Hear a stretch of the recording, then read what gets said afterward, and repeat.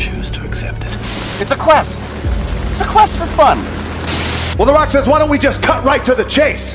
Okay, now he wants to get together. Well, he wants to talk. I want you to do me a favor. I want you to tell all your friends about me. It's showtime, folks! What are you?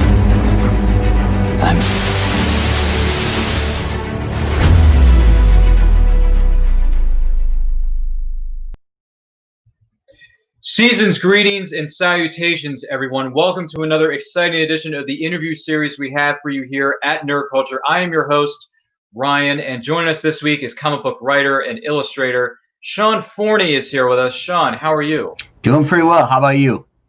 Doing well. Thank you very much for being with us. Now, if you have any questions for our guest, Sean, tonight, please feel free to leave them in the live chat in the comments section. Our producers are going to be monitoring that as we go throughout the course of the show. So whether you're watching us live or if you're watching the replay, thank you very much for being with us. We hope you are enjoying the holiday season despite the unfortunate pandemic. It's tough stuff out there. But anyway, Sean, first things first, how were you introduced to the wide world known as comics?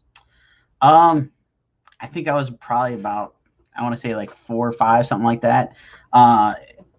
As a kid, like before kindergarten, like had the luxury of if something was going on and needed to go somewhere, if my parents had something to do or whatnot, I could usually go to work with my dad.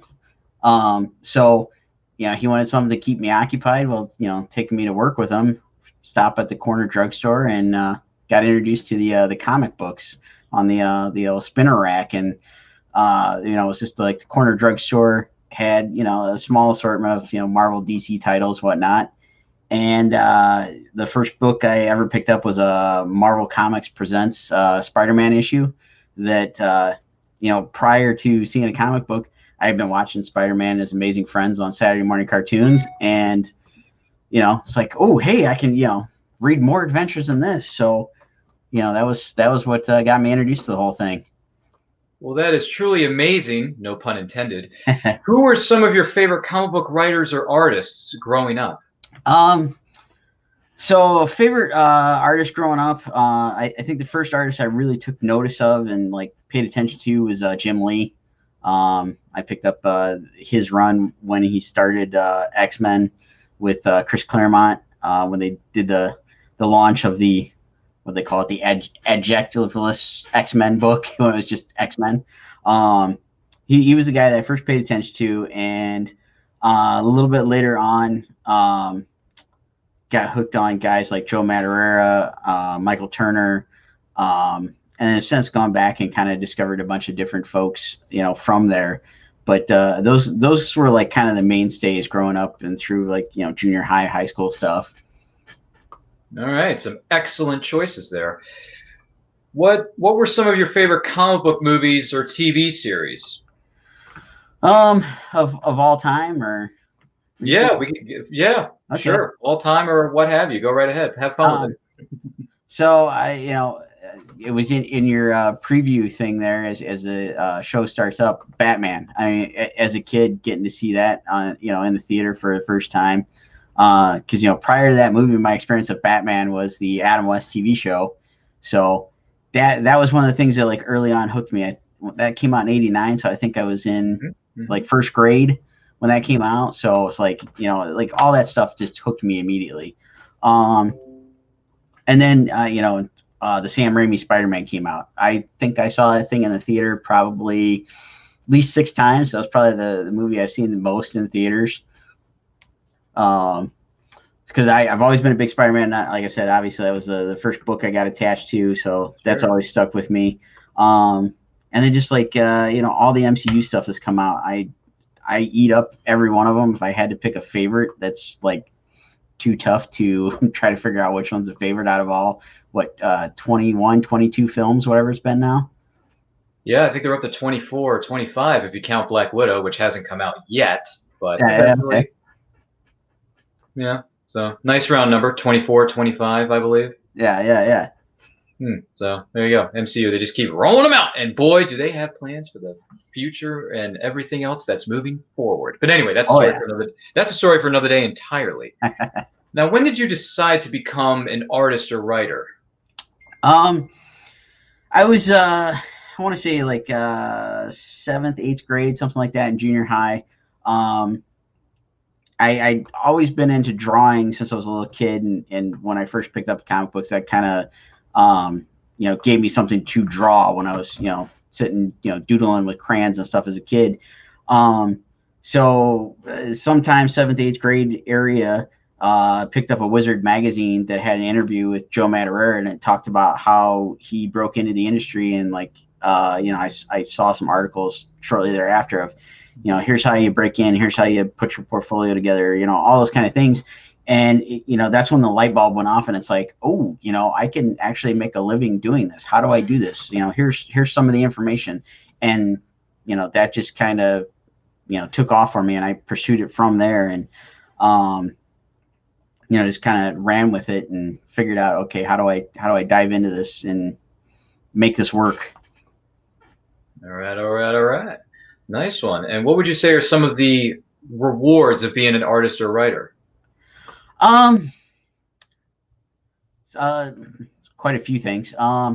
Say one of the bigger things I like really get out of it is the interaction I get to see when I'm at a convention, and get to meet somebody that's a fan or whatever, and just getting that interaction of getting to talk and somebody enjoying something I did, because it's like first and foremost, when I'm doing any of this stuff, it's kind of my enjoyment, because I get to get the thoughts out of my head, put them on paper, and then to see that reaction of somebody else getting to enjoy it, getting something out of it that I thought, who the heck's going to pay attention to this thing, and getting to see that somebody else really actually does care what I'm doing and all that. So that is probably one of the biggest bonuses of doing all this. And all the stuff that comes along with that just adds to it. Getting to travel around to all the different conventions, see all these places, meet and see a bunch of different people. Just all kind of rolls into one giant snowball as everything starts going, and doing this stuff, traveling around. It's just, it's enjoyable, even though that there's a ton of work involved. There's enjoyment like each step of the way. Mm-hmm. And on the other side of that, what would you say are some of the challenges of being an artist or writer? Biggest challenge is always trying to meet those deadlines with, trying to find time to make everything fit into like a daily schedule.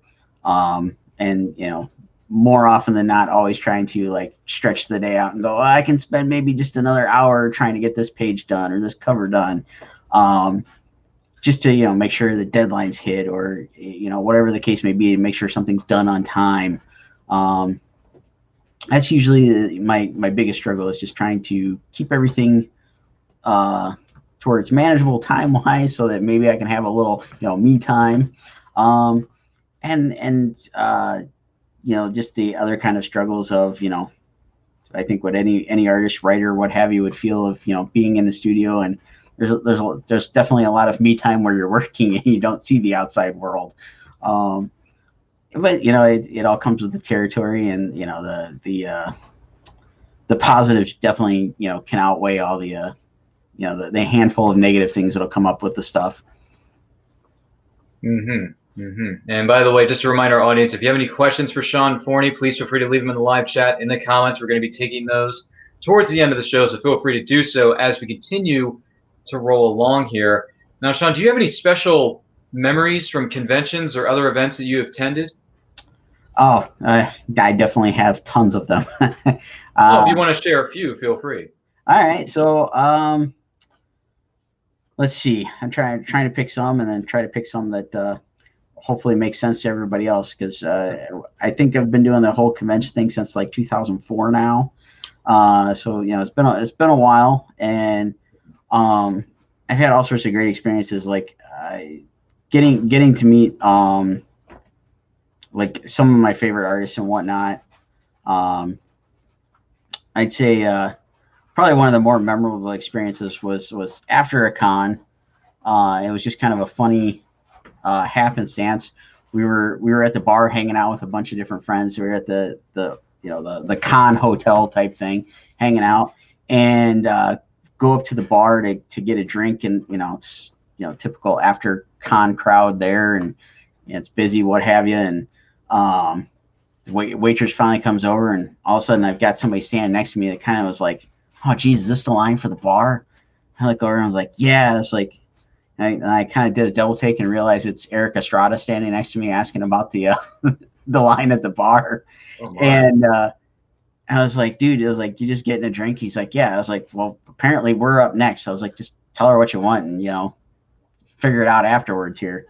And so the lady comes over and starts taking our order. And I was like, dude, just go ahead. Tell her what you want.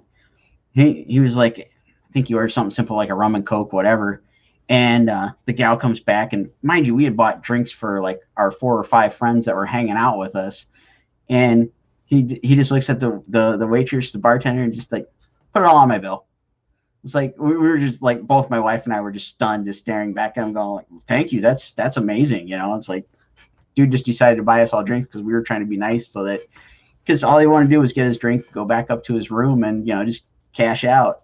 And so we ended up seeing him the rest of the weekend. And one of our buddies that was with us, his mom had a huge crush on Eric Estrada, so he came over and took some photos with her and all this kind of craziness. So it's just a fun weekend of something that was just kind of silly, of trying to help somebody out so they could get out of the the situation of standing at the bar. And he was nice as could be about it, and gave us plenty of fun stories for later on. So that's one of the big, more memorable ones that I've had. But I've I don't know. There's, like I said, I've gotten to meet, interact with a bunch of like favorite artists over the years. I've oh yeah. So I think this was our second Wizard World Chicago back in 2005. I want to say, maybe 2006. The con had closed up. It was Sunday. We were getting ready to head home, and we've got all our luggage packed up. And it's typical traveling to a con. We've got more stuff than we should probably be trying to carry. And we get on the elevator to get to the parking garage. Elevator doors, open up, trying to lug all of our crap out. And what do you know? Michael Turner standing there on the other side of the elevator door, waiting to get in. We're trying to get all the crap out. My bag gets stuck in the little tiny gap between the elevator and the floor. Dude, and I know at the time he was dealing with all this stuff with cancer and whatnot, was in a ton of pain, actually stops the elevator door, comes over, helps me, grabs the stupid case out of there, helps me out. And then just, I said, thanks, whatever, gets on the hook, or gets on the elevator, rides it to wherever he's going. And, that was it. It's just, dude was just trying to be nice to help somebody out. And it's just like, wow, it's like, he's got a ton of struggles going on, but he was nice enough to stop and help us get out of there and whatnot. So it's like that's kind of the like epitome of what kind of the con family or whatever kind of seems to feel like. It's like everybody will usually try to help out in situations like that. And it's I'm sure there's a couple bad apples that would be rude about it or whatever, but it seems like anytime we're at a con and something like that's happening, there's usually, several folks that are ready, willing, and able to help. So it's always creates a, nice atmosphere when you're dealing with all that kind of junk. Oh yeah, for sure. And I've had friends of mine tell me similar stories to where a celebrity helped them out during they were trying to either get out of an elevator, get through a door, or something was happening with a medical emergency, that kind of thing. So in a way, my friends can relate to certain stories that you're telling us, and that's incredible. The people that you've met and some of those stories you're sharing with us, we do. What am I trying to say? We do appreciate it. Now, do you have any writers or artists that you hope to work with down the line? Oh yeah, I mean, there's all sorts. Let's see. If I had to pick a writer, I want to say like somebody like a Chris Claremont or Peter David or something. Somebody that like I grew up reading their stuff. I definitely like to work with. Another artist. I've been very fortunate to work with a lot of artists that I've actually admired, for years and whatnot. But I'd say somebody that I think would just be an absolute blast to work with and hopefully chat with and whatnot would be Todd McFarlane. Spawn man. Yeah. I mean, among other things, but Spawn. Yeah. You know. But and the Tom McFarlane action figures are a big thing nowadays. Oh yeah. And he's such just a character in himself. Like he's just very animated, very vocal, very just he loves what he does, and he's just always got this like super positive attitude. And to me, it always comes off as genuine. So I think he'd be somebody to just sit down and just chit chat, hang out, have fun, and then like something spin out of that and turn into a project. I think that would just be a blast. All right. Good names to throw out there. Well, we hope those people that you do hope to work with, hope that comes to fruition. Absolutely. So to kind of change things up just a little bit here, and I see a few people chiming in on the chat. Thank you very much for being with us. Rodney Fike. I wonder who that could be. Rodney, thanks for being with us. Do appreciate it, young man. What's up, buddy? Yeah. How are you doing, Rodney?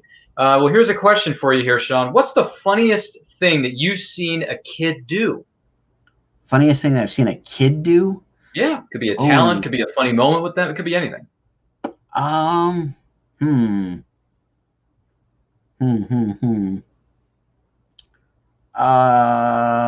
Geez, it's kind of a struggle. Like I'm thinking of like anytime I've seen kids at like cons and whatnot, and it's usually seeing them in like really killer costumes. A few years back at San Diego Comic-Con, was getting ready to, I was heading from one end of the show floor to the other, and saw a kid like in a full-on Predator costume. Oh my! And I want to say the kid was probably like 5, 6 at most. Like it was a really little kid, but full decked out, like movie quality Predator costume, and just like hamming it up, posing for photos with everybody that's around it. I mean, there was a crowd of people around this little kid, just taking a ton of photos. I was one of those people that stopped to take a photo because the costume was that cool. And seeing stuff like that is always just entertaining. Seeing all the kids just like eat up that atmosphere of everybody just jonesing for whatever the heck they've created or whatnot. So I take it the kid had the claws and the spear and everything. Oh yeah, fully decked out. And my wife just chimed in from the other room and gave me another one of. I think this was our first year at Comic-Con. Mm-hmm.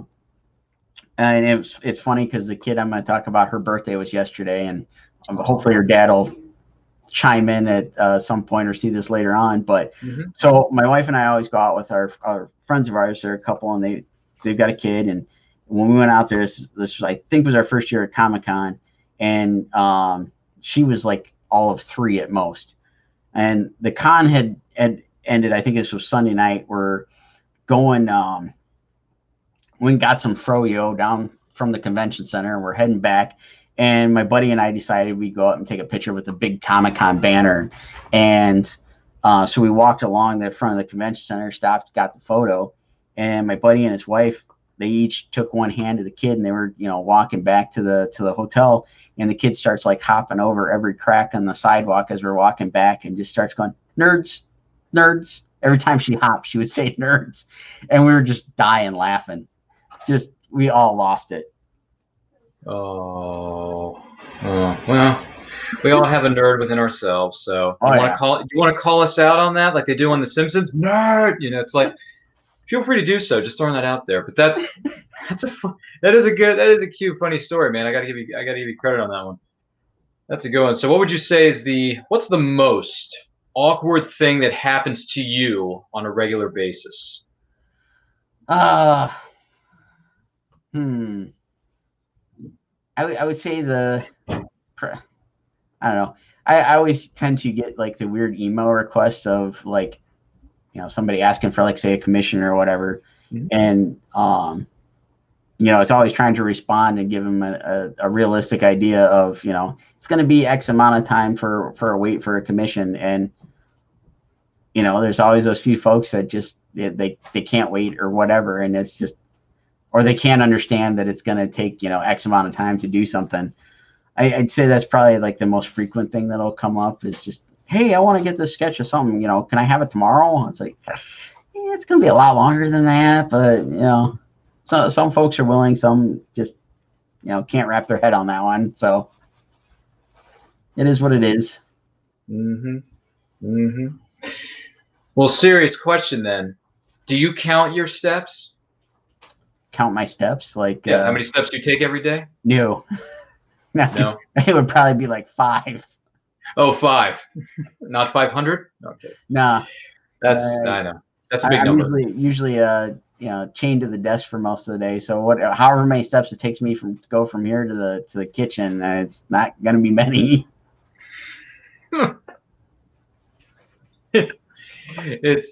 It's all right. It's all right. What would you say is your most unusual talent? Remembering weird things. I can usually remember like the most mundane, silliest things, and my wife says I'm full of useless knowledge. So I'd be good at trivia, but I don't think it's going to be useful for much else. Well, speaking of just had a bit of a curiosity factor here. Can you remember every single line from 1989's Batman or 2002 Spider-Man movie? I can't remember every line. I can probably remember a handful, but a handful. Okay. All right. I was just curious because you said it yourself. You've seen those particular movies so many times in a theater, or you've rewatched them over and over again. I was just curious. Might do a little bit better at Goonies because I've seen that. Between Star Wars and Goonies, those are probably the movies I've seen the most over the years. Well-known 80s properties, and for good reason. Yes. That's a very valid reason. I started rewatching the Goonies a few days ago. That was fun. It was fun. Yeah. I mean, it's the Goonies. What are you gonna do? Plus, I met Ki-Hai Kwan, aka Data, at a convention a few times. That's awesome. Very nice gentleman, by the way. Very nice guy. I was wearing my Indiana Jones outfit one day. He was like, Dr. Jones, Dr. Jones. Yeah. So he was giving me, giving me some cred for the Indiana Jones outfit that I was sporting. That's awesome. And then he signed a Goonies 8x10 print that I already had signed by Sean Astin from another convention. Not that one, but a different one. I briefly met Sean Astin leaving a convention a couple of years ago. Really? The actress that was standing next to him, I have no idea who she was. She had a funny little like French bulldog, and I just asked if I could stop and pet the dog as I was leaving the con. Okay, there you go. There's another interesting encounter within a convention hall. Yeah, everything happens at conventions. I don't know. Oh yeah, there's been some wonderful things. There's been some. I mean, you're going to get a slice of everything at a convention. Doesn't matter who you meet, where you go, which way you turn in that convention hall. There's always something to do and always someone to see. Oh yeah. Let's not kid ourselves. For those of us who have been to numerous conventions over the years, there's always something for everybody. Yeah, and then I always have the habit of being in that right place, right time at a lot of these things. Going back to the thing with the convention stories, I went to take a bunch of Comic-Con exclusives back to the hotel room a few years back, go to get on the elevator, and Kevin Smith's right behind me. And then he stops to take photos with a bunch of folks. Jeez. Talk about right. That is definitely a case of right place, right time. Yeah. Gee whiz. Kevin Smith, the Clerks guy? My gosh. I ended up getting a photo with him too. I was actually the one taking the photos for everybody because everybody was trying to do the whole selfie thing, holding the phone out, and I'm like, just give me the phone, I'll take the photo. And Kevin Smith was a trooper, man. He stopped for at least a handful, and the elevator doors finally opened, and I'm like, dude, come on, get on. And he's like, nope. He stuck around and took photos with everybody that came up. I mean, dude's full on just there for all the fans. Well, that is somebody I hope to meet at a later date and when conventions actually reopen and Earth reopens. Yes. Please do it sooner rather than later. Pandemic, get out of here. We are definitely, I'm not going to say the first word, but I am going to say the second word. We are tired of it. Yes. We're tired of it. Get out of here. But anyway, anywho, I should say, what projects do you have coming up that you can tell us about? I've got another issue of the webtoon coming out. It's called Megamorphosis Heroes. I'm currently finishing up colors on issue 4.